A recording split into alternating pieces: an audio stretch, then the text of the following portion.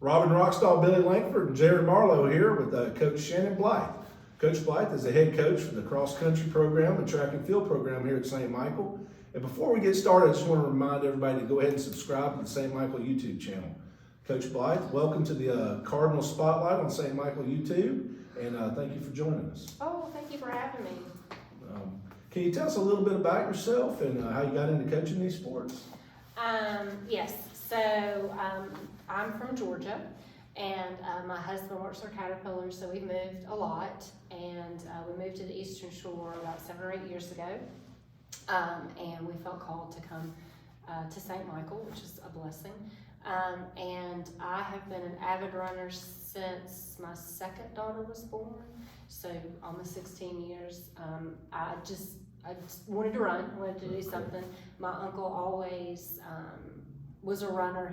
He's an anesthesiologist, and he ran the Gate River, or the Cooper River Bridge run. Have y'all ever heard of that one? See, I'm the opposite. I have run away from running my whole life. So anyway, it's a very big race in South Carolina and Charleston. They run over the Cooper River Bridge. So I wanted to, I don't know, be like him, I guess, and get into running. And my first race was a 15K.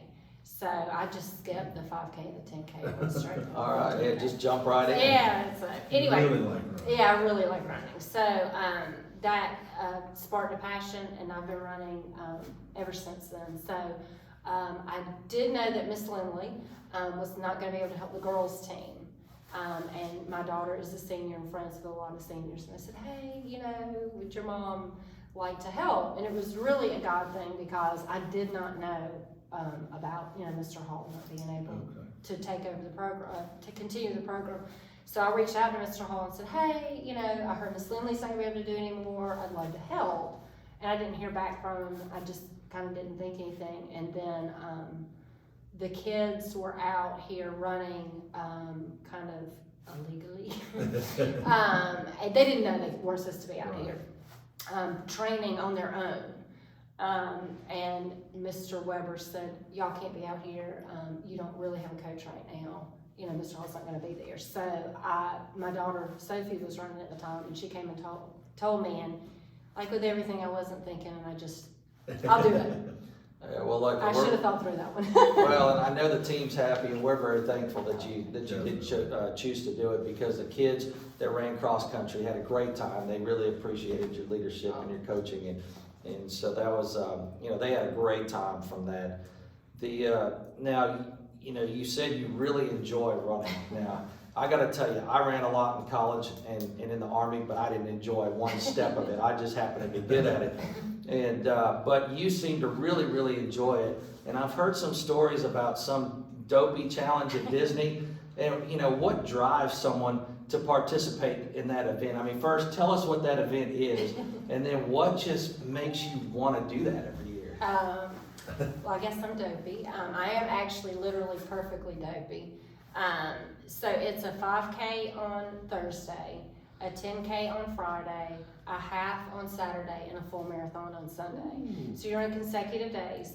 And the running is really honestly not that bad. It's the time you have to get up, because all the races start at 5:30 in the morning.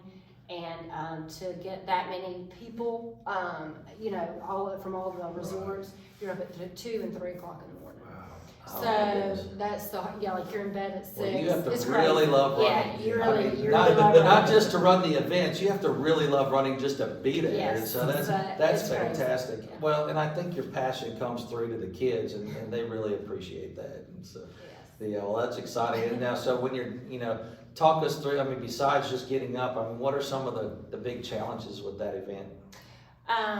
Just the is so mentally hard to run consecutive days like that. So a 5K, you put in a lot of the training, so a 5K by that time is nothing. Right. A 10K is really nothing. But when you get out the next day and you got to run a half, that's not that bad, but it's kind of the same course but extended on the full, and you get up that final day, and it's rough. And how many people are you out there with? There's got to be probably 20,000 people. Yeah, it's 20. it's just a sea of people. And so this year was virtual, and I've done it since 2014, and that's why I say I'm perfect. I've done it every year. So it was virtual, so it was hard because I did it here. How does it work virtually? Well, it's on the honor system. Okay. And so you turn, your stuff in and you do it on your own. That was rough. 26.2 miles by yourself is rough. Yeah, I'm It's rough. But I did it, so it was good. Hey, well, that's fantastic. Yeah. But I wasn't gonna quit because of the kids. I mean, there were many times I was like, I'm just gonna call my husband Pooey. I was like, no, I can't look at the kids. And, that's not right. So it was good. All right, well, thank you for sharing that with us. Well, and you mentioned taking over the program for Coach Hall. How was that transition? It was tough because he is very revered, I guess is the best way. He's a great man, great coach. He took the boys and they won a state championship, so that was an immediate, that's a lot of pressure. A lot of pressure. But he also has very high standards for who they are, so it's not just about how they perform. It's who they are as people, and I really love that. But that's hard because he's a lot holier than I am. He's a good man. Well, have you ever coached anywhere else? No. No, so you just took your personal experience and Yes. and brought it to the kids. Yes, I ran high school and track in high school. But So you got hollered at a lot, so you know what to yes. do. Well, Yes. and you had the added pressure of, oh, by the way, you're moving from 3A to 4A, which is a little bit of a step up in competition. Yes. And even for a seasoned team like St. Michael, I mean, it was a challenge. I mean, there's some fast teams out there. Yes, they're getting faster. So we were lucky we had some really good kids. So. Well, and knowing what you had coming back and kind of knowing you were changing to or moving up in a classification, what were your goals for the team for the fall? I mean, what were you looking for them to really accomplish? So for the girls, we had a lot of one of our top runners struggled with injuries. So for them, it really was we wanted to do well at sectionals, but we wanted to make state because the year before, I think they just kind of got to automatically go because of the number of teams. So this is the first year the girls truly qualified themselves. You know what I mean? Without like a free pass. So that was a big deal. And we were going up against a team that has a girl that's like #1 in the state, and she signed with Duke. So there's a little bit of trepidation with that. So for the girls, it was like one, we just wanted to make state, even top 4, so we could go to state. The boys, on the other hand, we have a little rivalry with Bayside. I'm sure you might know about that. And so that was the big thing. We didn't want them to beat us. We felt pretty confident we could win sectionals, but and we wanted to place as high as we could. I mean, we wanted to win state. I mean, that was the goal. So. And you mentioned Bayside, so St. Michael did beat Bayside for the boys, and then they finished right behind Bayside for the girls. Yeah, we came in second. It was really close. I mean, it was 1-2 in both events, and but it was just looking backwards. So that's as tight as it gets. I mean, that's just fantastic. Who are some of the athletes that really had noticeable performances for cross country? Oh my gosh. Trent Miller, of course, for the boys. Total standout. He ended up second in the state, in the entire state. And he cut an amazing amount of time. I think his PR was 17:42. Just for those of y'all listening, PR is personal record. It was in the 17s, and he had actually done that at state last year, and he was in the 16s this year. Wow. So he was tremendous. Ed was a tremendous leader. All the seniors were unbelievable. The hard work and effort. Oliver Hemby, our 8th grader, came out of nowhere, and he made varsity as an 8th grader.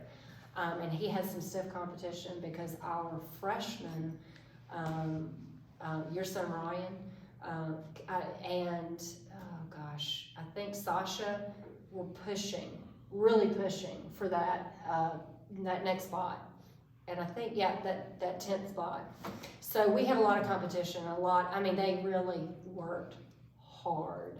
Well, and one little side note about Oliver, he's the fastest one in his family. He's got an older brother that runs, he's got an older sister that runs, his parents run, he's the fastest one in the family. So that's pretty exciting for him, especially coming in, you know, as a new runner and an 8th grader doing that. Yes. Well, who would you say would be some of the runners who improved the most?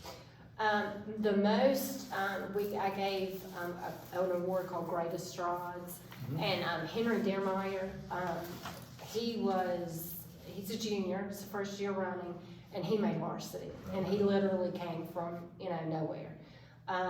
This summer when he was training, you could tell he wasn't really sure, you know, like, I'm not really sure, and he got it, and it clicked, and he just took off. And on the girls' side, Ellen Drewhan, my 8th grader, she was actually my 5th fastest girl. Wow. She was amazing. She really did well. So, and I try not to with the 8th graders. They're in the 8th grade.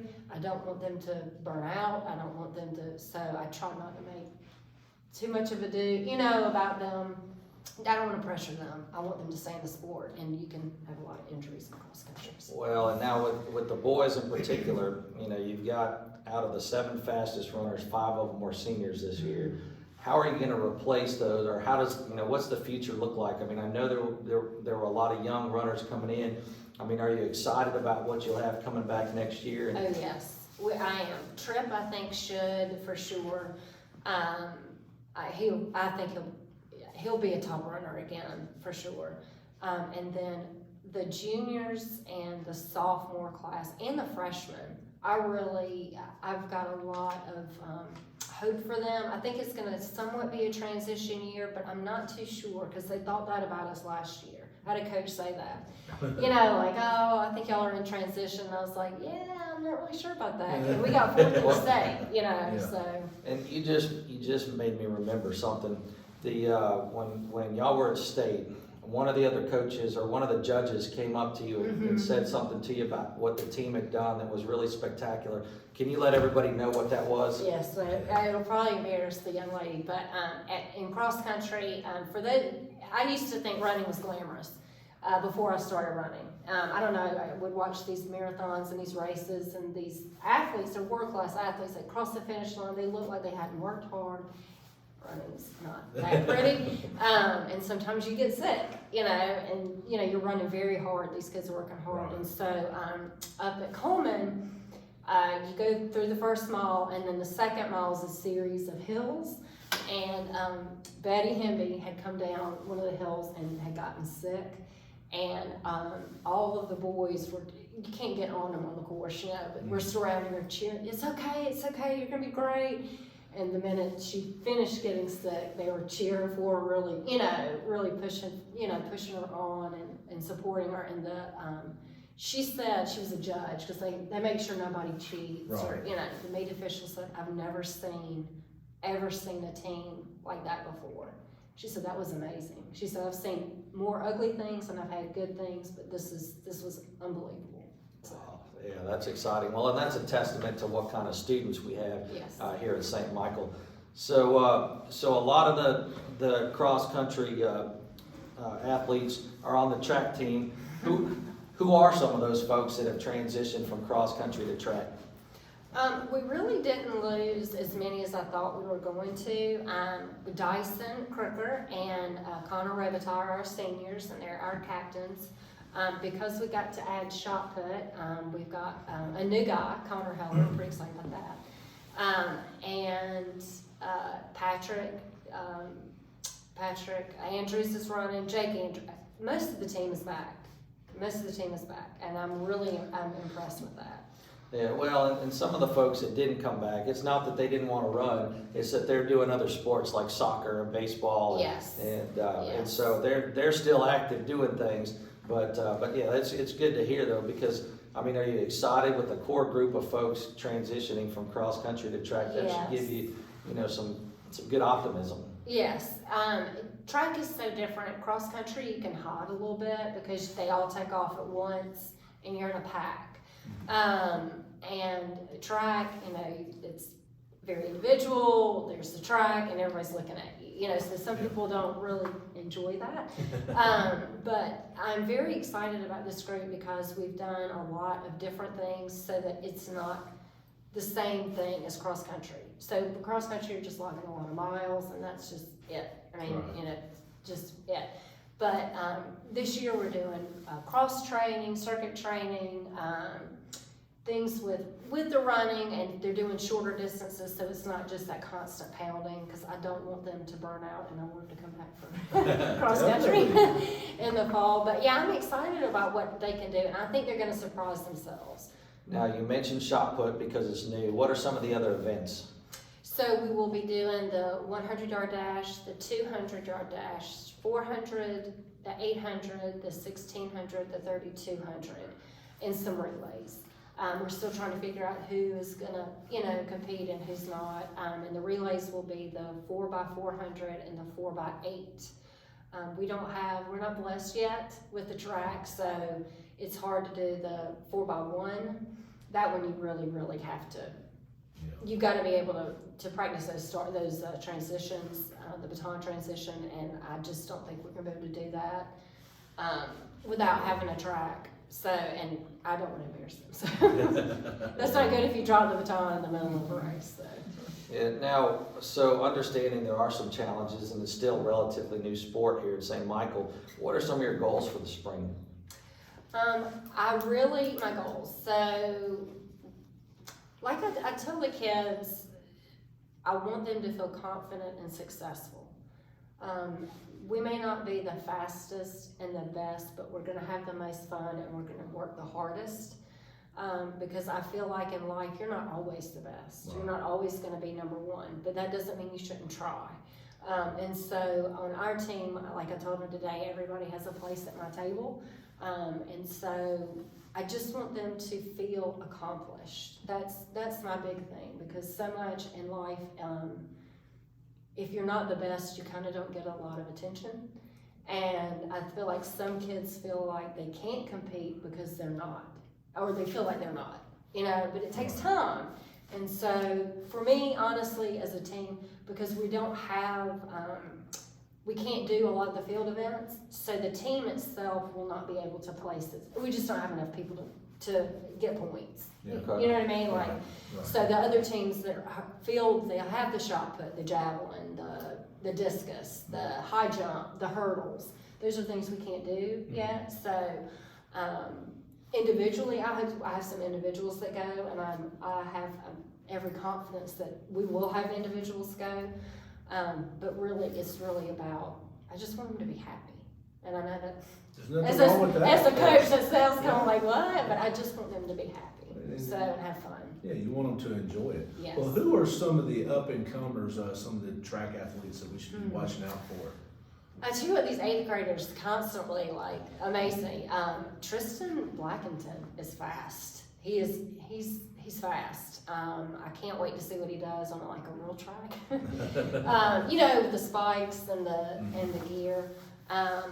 Patrick Andrews has really turned a corner, and Jake Andrews. They're a lot faster than they think they are on the distances. So I think they're going to do really well. Ryan Langford, I'm very curious to see how he does. On my girls' side, Rebecca Schott was unbelievable in the fall.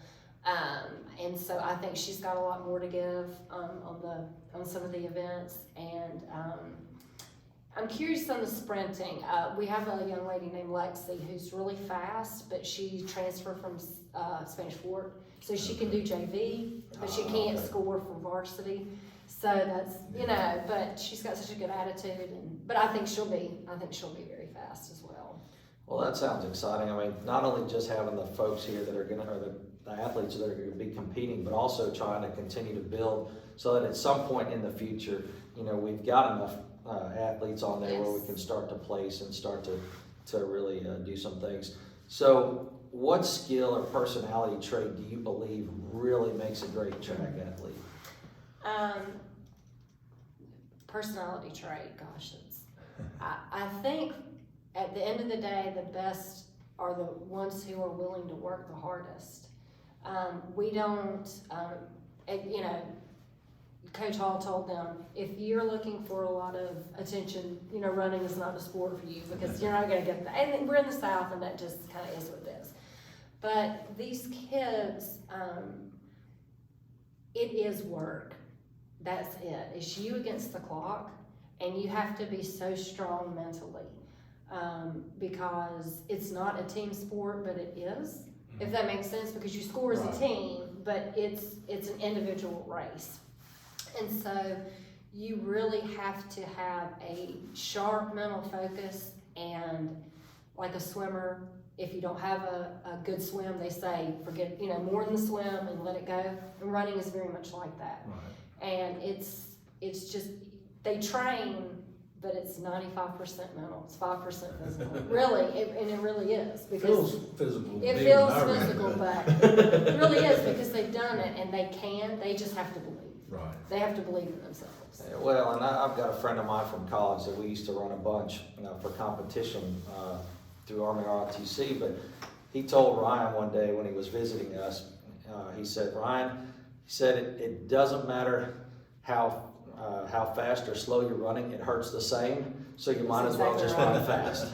He's exactly right. You get through it quicker. Yeah, well, that's exactly right. That's what I used to tell people. They said, why do you run so fast? I just want to get done. That's exactly right. But I think that's great. I mean, you're right. It's so hard mentally that, yes, you're fighting against the other competitors, but really the one who can stand out is the one who can just take the suffering and just get rid of it and just say, you know what, I'm going to push through. That's right. And I'm going to finish strong at the end. And Yeah, because it's that's you not against easy. your body, and everybody's body doesn't feel great all the time, Right. and girls obviously have different issues than boys, and it's rough. You have to put it aside and say, all right, I'll suffer later. Right. Well, how do you help your athletes reach their full potential both on the track and off the track? So we, oh gosh, well, loving them to death, probably. The That doesn't boys, hurt. I don't know. Ask Ryan. I asked him one day. I said, Ryan, am I a bit much? He goes, yes, sometimes. They all need that nurturing. They don't think they do. But I try my best to get them to believe in themselves, because that's the big thing. They can do it. Right. They just have to believe that they can do it and get over those mental blocks. And so I feel like I try to work on them spiritually and physically. Really, I'm a stickler for the stretching. People kind of think we're crazy because they'll come in and we're doing yoga, but they have to take care of their bodies. Right. And if they don't, they're gonna fail them, because they're putting in so many miles. So I try to take a top-down approach. We do a devotion every day before practice, and at the end of practice, I kind of give them a thought for the day to just sort of think about spiritually, because I always tell them God's not going to ask them what their PR was. Right. He doesn't care. Right. He's not bothered He by knows. that. Yeah, exactly. He's not bothered. He wants to know what you did in my name, and we talk about that a lot. Well, and along those same lines as well, I mean, we heard that you're really excited about the field house completion. Yes. So how do you plan to integrate the training facilities in the field house into the training for the cross country and the track athletes? Yes, so I'm really excited about that. COVID kind of threw a big wrench into plans, although St. Michael's done a great job. But this summer especially, nobody knew, everything was so sketchy, so we didn't do any weight training, but that will definitely change going forward. So we will be doing weight training, and so excited because we're getting treadmills. And so I hate treadmill running myself. However, when you're injured, it's great. Right. And we just don't have nice soft surfaces really stable for them to rehab on. So we've got that, to look forward to, which is amazing. So I'm excited about that. Well, looking forward to the year, what are some of the venues or some of the meets that you're looking forward to this year? I'm really excited. There's a St. Patrick's Day meet in Gulf Shores. I'm really excited about that. It's supposed to be a really, really fast track. So I'm really excited about that one. We've been limited what we can enter because of COVID. There aren't as many meets as there normally are because meet officials are worried about, contracting it and stuff. So I'm really excited about that one. And, our guys have a really great attitude. We were so excited just to finish the season in the fall. That was such a blessing. Oh, sure. None of us could believe it. And I think we were on the bus on the way home from state when the email went out about, you know, we're gonna shut down. We were like, oh my gosh, I can't believe we made it. You know, like, it was such a blessing. So every race that we do, not to be choosy, that's what we look at as attitude of gratitude. Like, we don't take things, and that's the nice thing about COVID is, if you can say a nice thing, I think people don't, I know the kids don't take things for granted as much as they used to. Right. And so every time they can compete and something doesn't get canceled, they're excited about it. So that's a nice thing. Well, and coaching two sports like that, and of course track's well broad. Do you have any coaches that help you out, or anybody who helps you out? Yeah, Coach K is awesome, and I'll wear him out. I know he sees me. God, he's hard again. No, Coach K is great. He's always, you know, hey, can we have this, or is it possible, or whatever, answering questions. He's been great. Coach Tito was great in the fall. He helped me coach in the fall, but he's so swamped with soccer. I don't really want to bother him. Yeah. Right. So, you know, but it's kind of just me, and I don't like to bother Mr. Hall because he has enough, you know, on his plate. But he's always there if I have a question or need anything. Now, I did hear that maybe your husband helps out some. Gosh, it was great. Yes, oh gosh, We'll you give said him that, a yes. shout. Oh my gosh. He was so great. This summer he would come, when we do our long runs, he would pick up kids if they couldn't make it back, and he'd do water drops, and yeah, he was that, especially, yeah, and he lets me. I mean, it sounds bad, but you know, being a wife and a mom, it's kind of crazy.